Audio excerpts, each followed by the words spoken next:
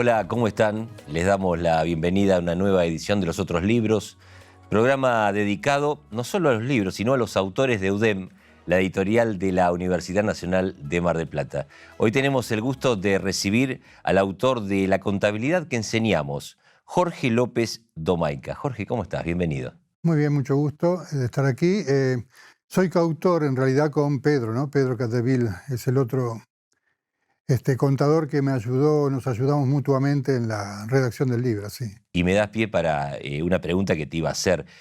¿Cómo es esto de escribir un libro entre dos? ¿Estuvieron de acuerdo en todo? ¿Se dividieron el trabajo a la hora de escribir? Sí, ¿Cómo se organizaron? sí. En realidad, el primer punto es que nosotros tomamos como materia del libro lo que venimos dando desde hace muchos años en el aula en la facultad. Por lo tanto, prácticamente en la cuestión de fondo no había diferencias conceptuales en cuanto a lo que queríamos desarrollar en la obra. En función de eso, cada uno se dedicó tal vez a lo que más le gusta. A mí me gusta mucho escribir, y entonces yo iba avanzando en la escritura del material, y él la iba revisando y me hacía los aportes nuevos, y así fuimos construyendo.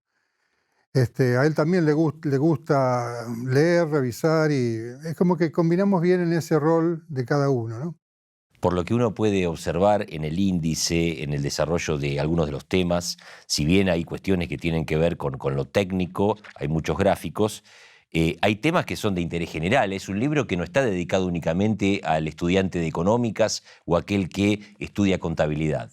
No, en general, claro, porque la contabilidad en sí mismo tiene que ver mucho con los negocios, con las empresas, y es un lenguaje que se refiere a eso, a la economía empresaria, básicamente. Entonces, eh, mientras explicamos contabilidad, también vamos hablando del negocio en la empresa, fundamentalmente los negocios básicos, ¿no? Los primeros negocios: comprar, vender, cobrar y pagar. Y, y originariamente el aporte de capital para constituir una empresa. No avanzamos en otra problemática más compleja, pero sí le damos un enfoque no solo contable, sino también de economía empresaria. Ahora vamos a volver al libro, pero escuchándote se me ocurren algunas preguntas vinculadas a cosas que escuchamos frecuentemente. Por ejemplo, esto de comparar la economía doméstica, la economía de un hogar, con la economía de un país. ¿Está bien trazar ese paralelismo? En un punto son cuestiones de escala nada más. En un punto todo es lo mismo. La economía es así, es comprar, vender, pagar y cobrar. Al Estado también le pasa eso, y por supuesto hay paralelismos para hacer, sí, cómo no. ¿Y cuánta relación hay entre esto que vos describís, estas acciones, y la personalidad de cada uno, ¿no? Porque uno encuentra aquel que gana un dinero, tiene una ganancia, y lo primero que hace es ahorrar, ¿no? Yo me acuerdo de mi abuelo, que era un inmigrante, por ejemplo. Sí. Y está aquel que es audaz y que dice, no, yo con esto rápidamente tengo que hacer otra inversión.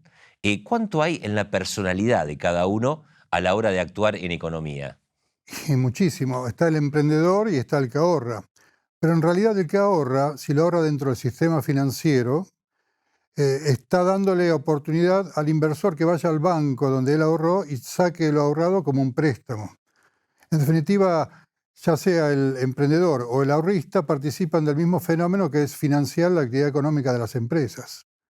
Y como contador, como asesor económico, cuando te encontrás con un empresario, Sí. ¿cuál es el primer consejo cuando te encontrás con estas características que yo definí, ¿no? El muy audaz, que dice voy a tomar un crédito, voy a endeudarme para emprender, o aquel que dice no, yo voy de a poco, quiero siempre tener un ahorro. ¿Cuál es tu consejo hacia él?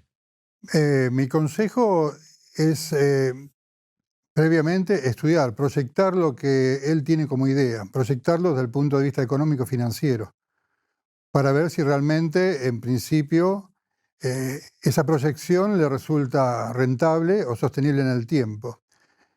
Y otra cuestión que a veces uno nota, que hay gente que proyecta realizar una empresa sin conocer, sin ser experto en la empresa que quiere llevar adelante. Eso es peligroso. Eso es algo que yo advierto enseguida. Si yo voy a intentar una empresa sin saber realmente cómo es la lógica de esa empresa, primero estudiate bien cómo tiene que ser el negocio. Después vamos a ver si lo podés emprender. Pero uno de los graves problemas que hay es que uno se larga a hacer una empresa sin saber cómo funciona realmente esa empresa. Y va aprendiendo en el camino, pero en ese aprendizaje se puede fundir. Claro. Se puede fundir.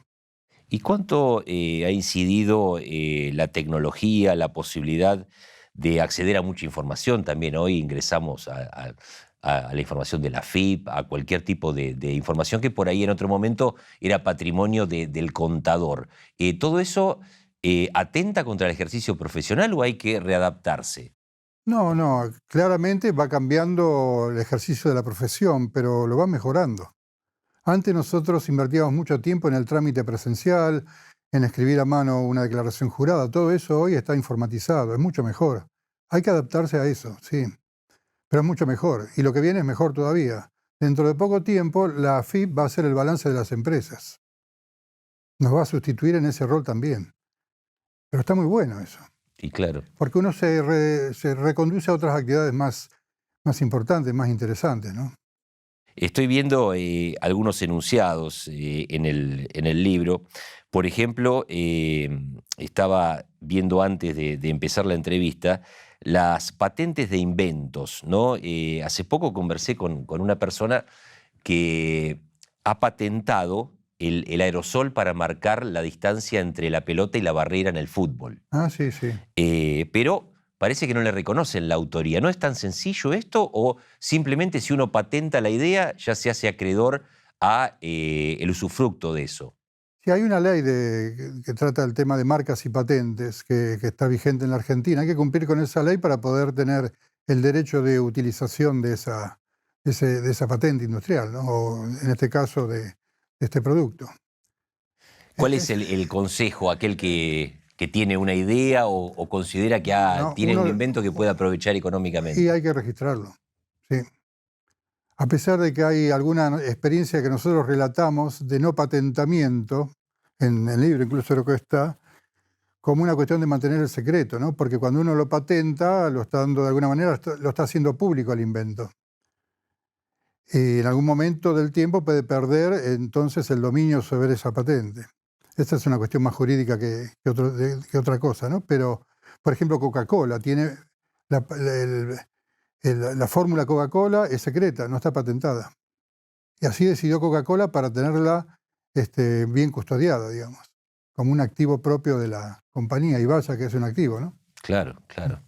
Digamos, toda esta cuestión de patentes, marcas, en realidad en contabilidad nosotros le enseñamos a los chicos a contabilizarla desde lo que nos salió armar esa patente, armar esa marca y registrarla. Con el costo de patentar sería lo que contabilizamos. Pero en realidad encierra probablemente un activo que no vamos a contabilizar, pero que es mucho más valioso, que es toda la intangibilidad que tiene la utilización de esa marca o de esa patente para un empresario. Eso en contabilidad no lo contabilizamos como un valor del activo, porque no lo podemos medir objetivamente. ¿Cuál es el valor de la marca Coca-Cola? No sé. ¿Y cómo considerar hoy las posibilidades?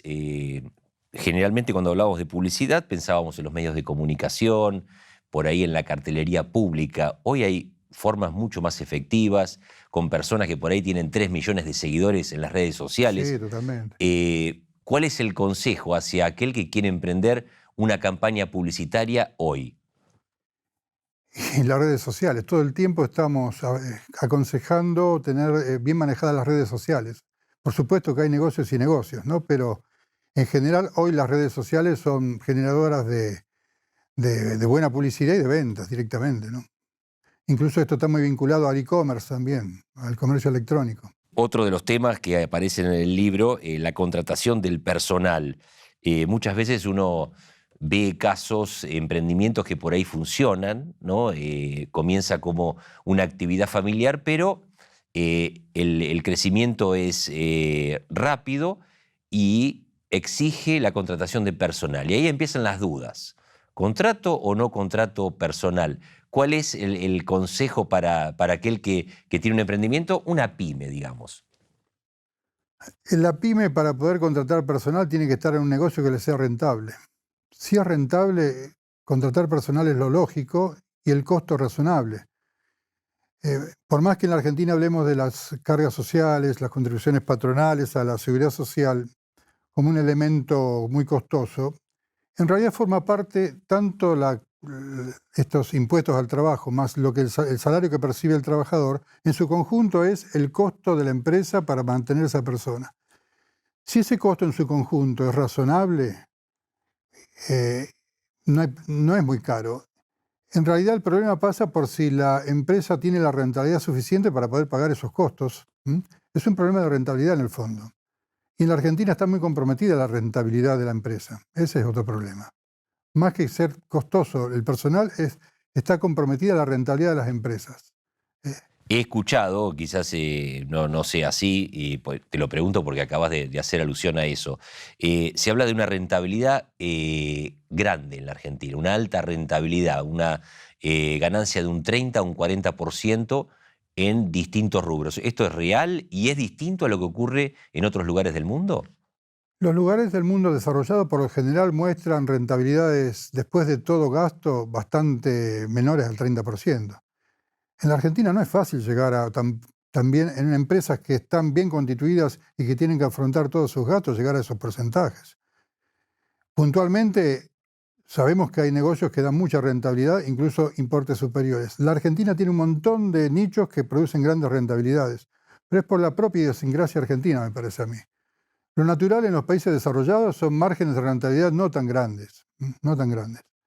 ¿Y cuáles son esos nichos que tienen alta rentabilidad en En Argentina? Argentina, toda aquella actividad que se mueve casi marginalmente, ¿no? Fuera de la ley, digamos. Ajá. Que hay mucho en Argentina. ¿Y cómo puede ser esto que suceda cuando me decías en el comienzo de la charla que bueno, la AFIP va a terminar haciendo los balances? Es decir, tiene cada vez el Estado mayores herramientas y posibilidades Sí, de acceder sí. Lo que pasa es a que lo que hace cada la uno. AFIP accede a lo blanco y todavía hay mucha cosa que no llega a la AFIP ni cerca, seguramente. Estamos hablando con Jorge López Domaica, uno de los autores de La contabilidad que enseñamos. Jorge, este libro está destinado, decías, obviamente a los estudiantes que eligen perfeccionarse, capacitarse en estas cuestiones y que llegan con qué preparación, con qué formación a la universidad cuando hacen ese salto de la secundaria a la educación terciaria, en este caso a una carrera universitaria. ¿Están formados? En particular, los chicos que atendemos nosotros, que recibimos nosotros, tienen esta orientación a las ciencias económicas, donde el contador público es la carrera preferida.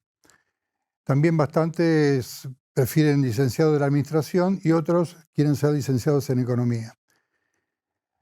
Históricamente, por ejemplo, en nuestras generaciones, nosotros teníamos el título de perito mercantil que lo daba el secundario, que nos enseñaba mucho de contabilidad. Realmente yo sabía hacer balances a los 18 años, por ejemplo, cuando entré a la facultad.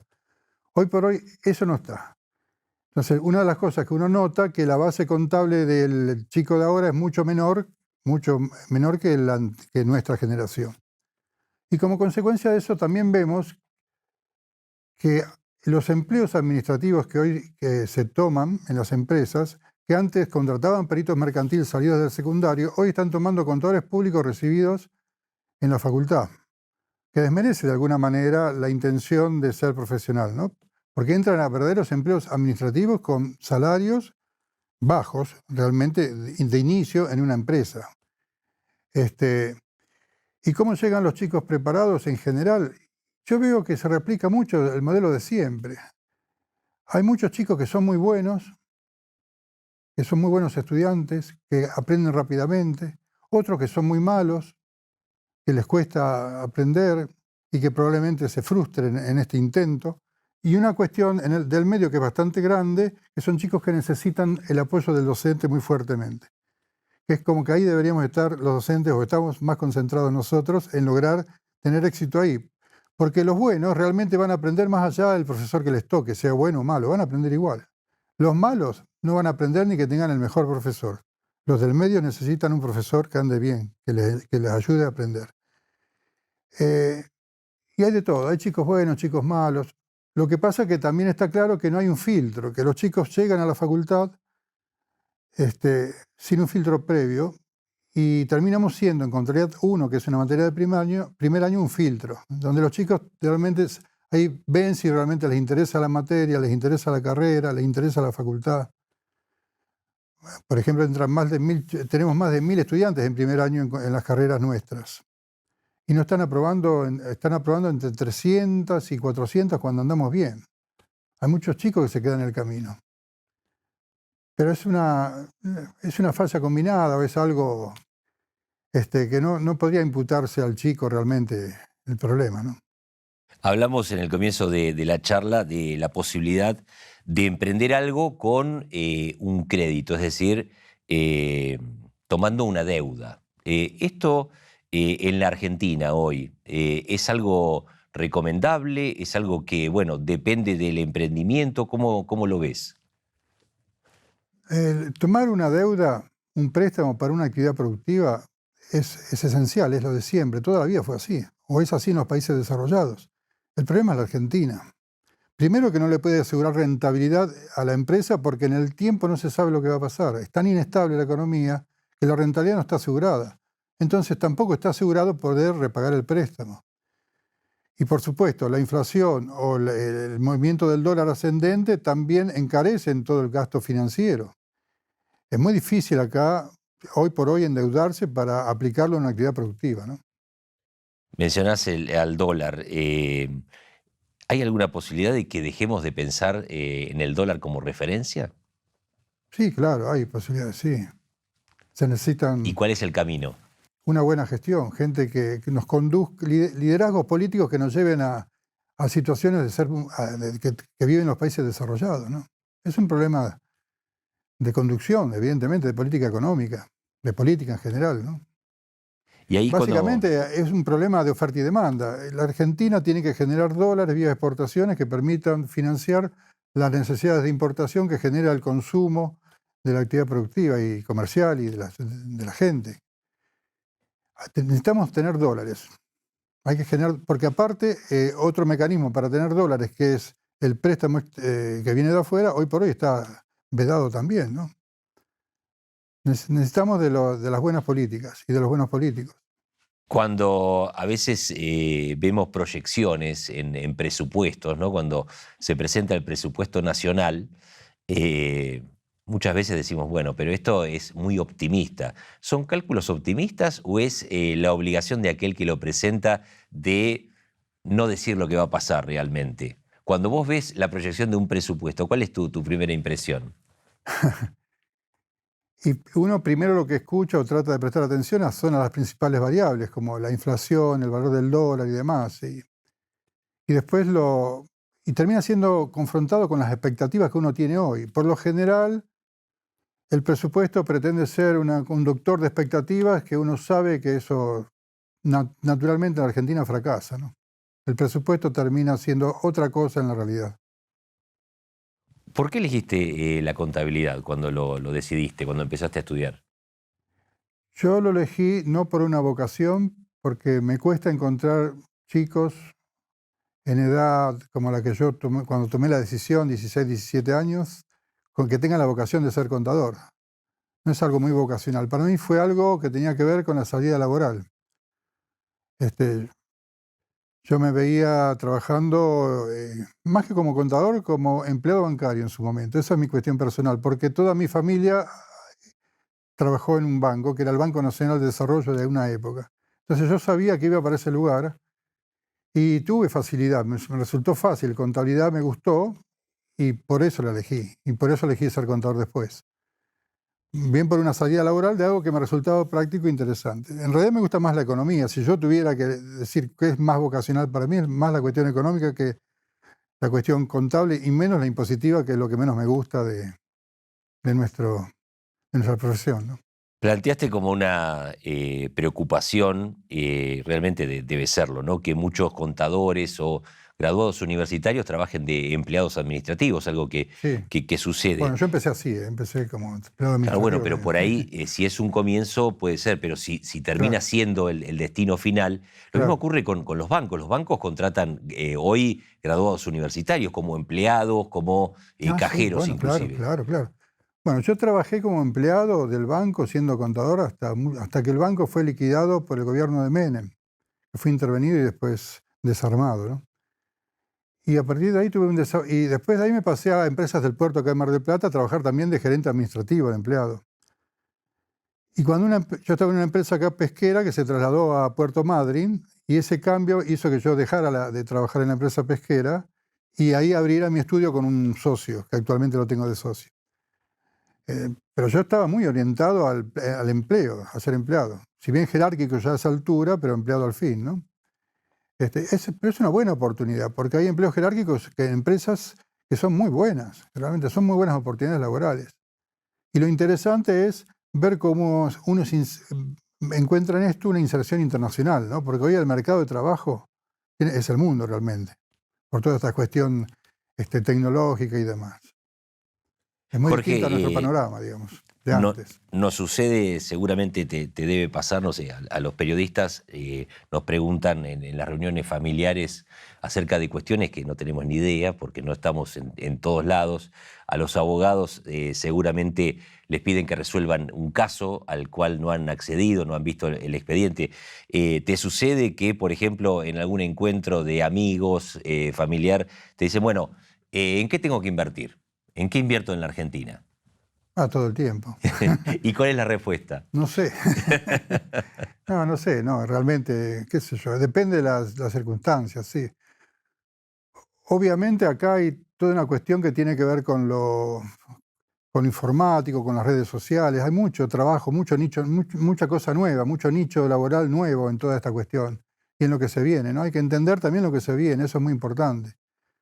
Me acuerdo, yo cuando tomé la decisión de estudiar contador y ser empleado bancario, pensé que era para toda la vida.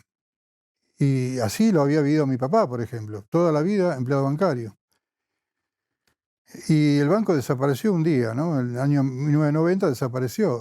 Y ya en realidad las cosas se van cambiando con una velocidad mucho más rápida cada vez, ¿no? Ya no hay, es como que todo el tiempo hay que estar pendiente de las cosas nuevas. Y todo viene por el lado de la informática, de la inteligencia artificial, la robótica.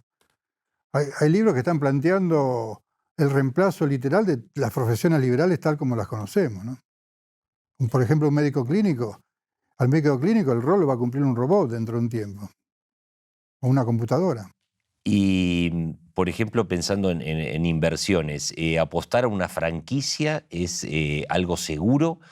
¿Una franquicia de algo que ha funcionado, por ejemplo? No me gusta mucho la franquicia a mí, porque uno termina siendo gerente del verdadero dueño del negocio, que es el franquiciante, ¿no? Y está muy dependiente de lo que decida el franquiciante.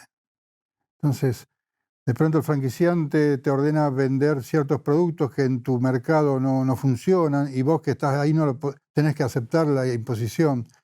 No me gusta mucho el negocio de la franquicia del lado del franquiciado. Estoy pensando, por ejemplo, en Mar del Plata, en las cervecerías. Bueno, el negocio de la cervecería anda muy bien y se va a desarrollar y se ha transformado en un polo. Eso hace que todo el mundo que se instala alrededor de ese polo le va bastante bien. Por ahora va bien eso. Incluso yo estoy participando como asesor de algún emprendimiento nuevo, sí. Hay buenos márgenes, ahí hay rentabilidad. Y hay un consumo del tema. Y bueno, pero hacía la relación porque hay franquicias de cervecerías. Sí, ahí puede funcionar. Por ahora funciona, sí. No es que no funcionen todas las franquicias, hay franquicias que funcionan muy bien. Pero lo que yo veo mal en las franquicias es eso, que el franquiciado es como en realidad es un empleado del franquiciante, que es quien impone las condiciones del negocio todo el tiempo. Y a veces son buenas y a veces son malas para el franquiciado.